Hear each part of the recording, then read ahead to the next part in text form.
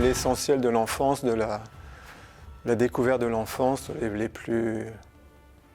l'ouverture des sens finalement. Oui, à la nature. Oui, quand on est dans un petit village à 800 mètres d'altitude, 150 habitants, vous avez que les forêts autour. Tout est ouvert à la contemplation, même si on n'en a pas conscience à cette époque-là. C'est seulement maintenant, c'est seulement par la peinture que je me suis rendu compte de la richesse de cette période. En arrivant dans le Nord, j'ai pris des cours du soir. Moi, je rêvais un peu de devenir dessinateur de bande dessinée en prenant juste des cours du soir aux Beaux-Arts à Lille, qui existait encore à l'époque. Et là, j'ai fait la rencontre d'un peintre flamand, Sam Dillmans. Et là, ça a été le déclic.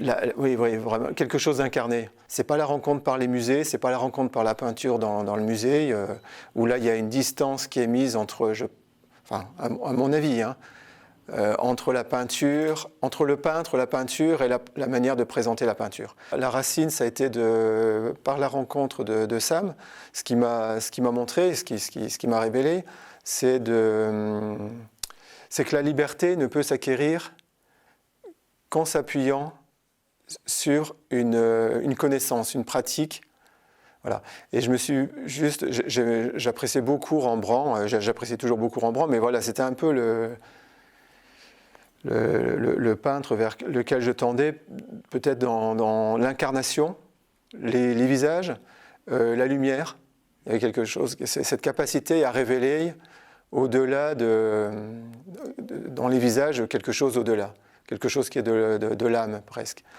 Et je me disais, mais Rembrandt viendrait aujourd'hui, avec ce qu'il avait appris, mais il fait tout sauter, parce qu'il a un métier.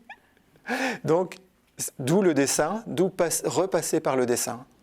La base, vraiment, comme un musicien fait ses gammes, le dessin, il y a une exigence, il y a un rapport d'humilité à avoir par rapport au dessin, et le modèle aussi, donc que ce soit le portrait ou que ce soit le nu, le corps féminin, le modèle féminin. Donc s'appuyer sur le réel. Je prends une liberté par rapport à la nature, je ne fais pas de la photographie, je ne fais pas une représentation photographique, donc je prends une liberté, mais je respecte l'essence même du sujet, de la nature que je peins. Lorsque j'ai commencé à peindre, il y avait c'est juste cette conscience d'avoir un métier. Colis, ou pour une certaine forme de nostalgie c'est pas une nostalgie où je regrette ce qui s'est passé, et puis je veux toujours revenir en arrière parce que j'ai du mal à... Non, c'est la nostalgie. C'était le grand cinéaste italien Fellini qui parlait de la nostalgie. Il disait, mais la nostalgie, c'est bon pour un artiste parce que ça lui permet de remonter à un temps par l'odorat, par la vue, par l'ouïe, et d'avoir su conserver un moment beau, merveilleux.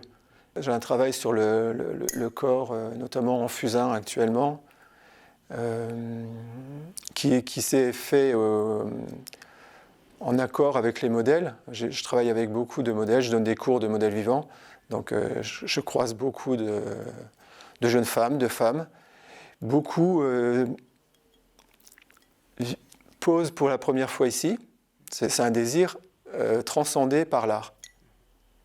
Donc qui respecte d'autant plus la personne qui pose. Et j'ai des modèles donc, qui écrivent des textes, mais ça sera pour une exposition future, mais je vous mettrai peut-être quelques grands fusains sur ce thème.